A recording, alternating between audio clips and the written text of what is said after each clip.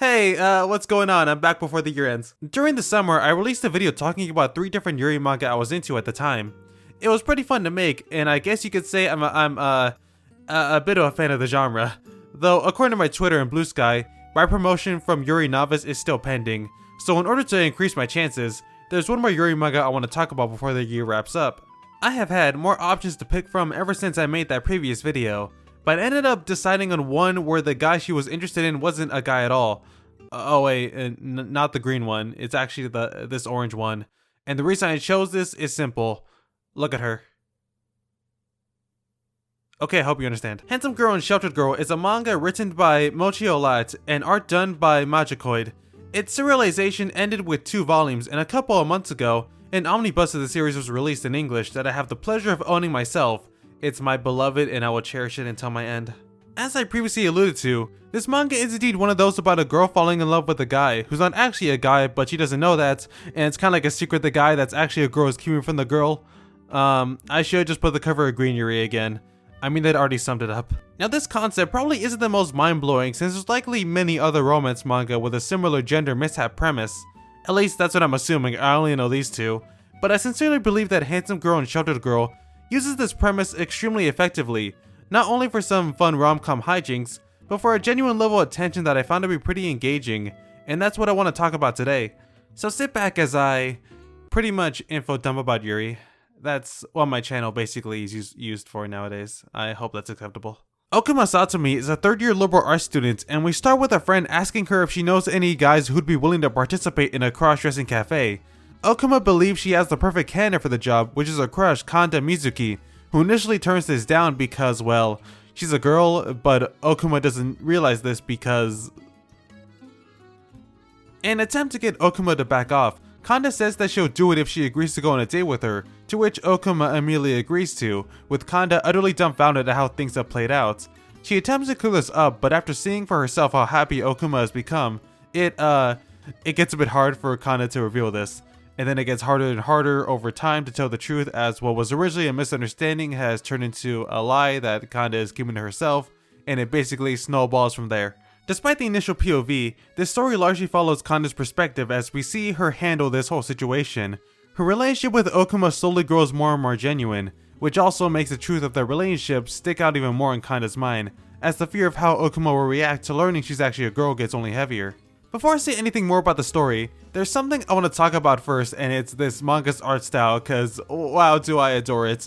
It's always been a delight to read based on the illustration work alone, and I think I figured out why this is the case. Simply put, it's all in the detail. To start off, the fashion of this series is always stellar. A lot of care was taken to give these characters a variety of unique and stylish outfits, even to the point that there are fashion checks at the end of chapters that show how much effort went into thinking up these designs. The paneling and layout of the manga allows for these outfits to shine a lot, such as when half of this page was dedicated to showing off this character's outfits, and I 100% get why. I mean just look at her. The variety and contrast in wardrobes also highlights why Okuma mistakes Kanda as a guy, considering her outfits often aren't the most feminine, although I will say her look is incredibly gendered to me. Like, I love how she looks so much throughout this entire manga. I know this is 100% my own subjectivity on display, but I just really had a desire to say this. The designs of the characters themselves, and more specifically the proportions, are relatively close to real people, and while this by itself isn't that noteworthy, the manga manages to make these characters incredibly expressive while often never sacrificing their level of detail. The hand plays a big eye in this. No wait, I mean the eyes play a big hand in this. Not only are they large, but the heavily detailed eyelashes make them really stick out. You can especially see this in Kanda, and this level of detail is maintained all throughout the manga. No matter the panel, the art really comes together to highlight how detailed her eyes are. And then there's Okuma. She is the wonderful standout of this manga's art. Her expressiveness is absolutely off the charts in every single chapter. What I said about the detailed eyes can be thrown out the window in an instant with her. Whether she's scared, confused, sad, happy, drunk, you are bound to see faces that you'll want to screenshot and save for reaction images.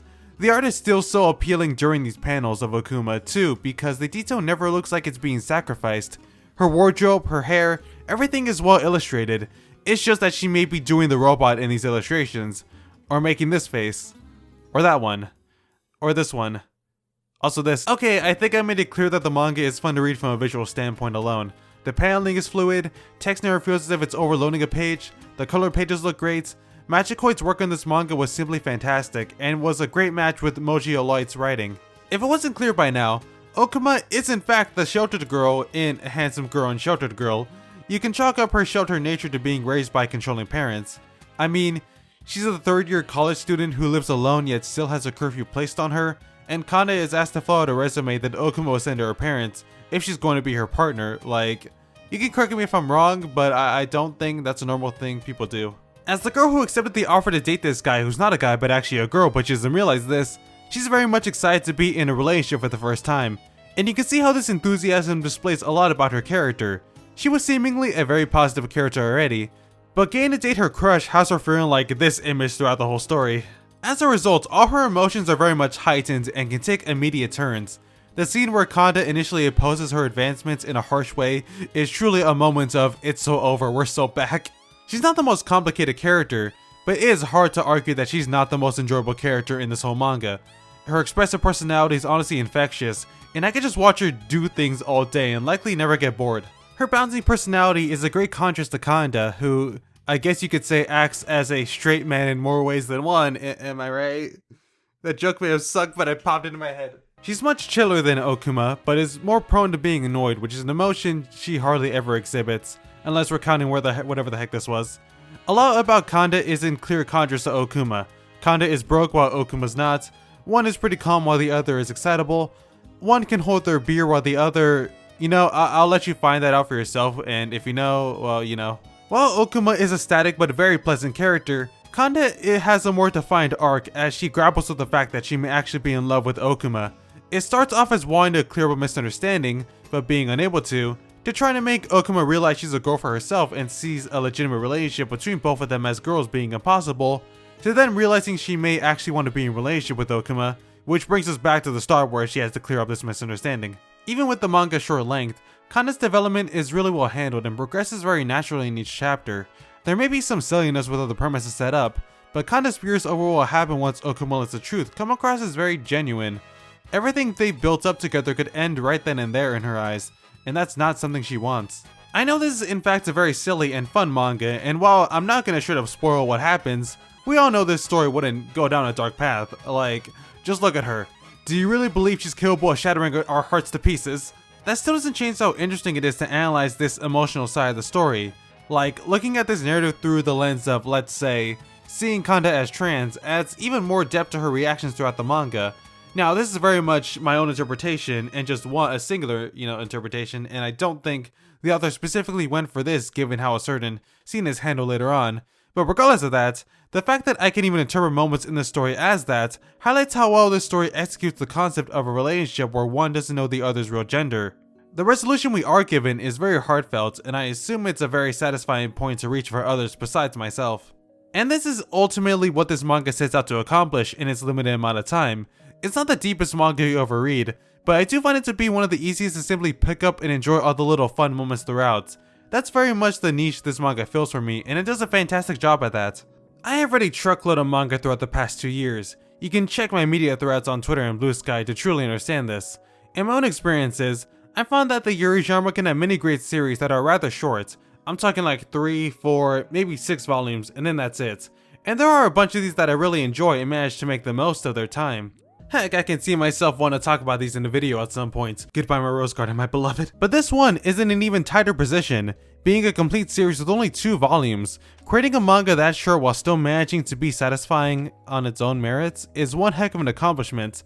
It's why I find it so easy to recommend. It won't take much of your time to finish, and is overall a really fun and fulfilling read, and sometimes that's really all I need. Also, here's some more Okumas.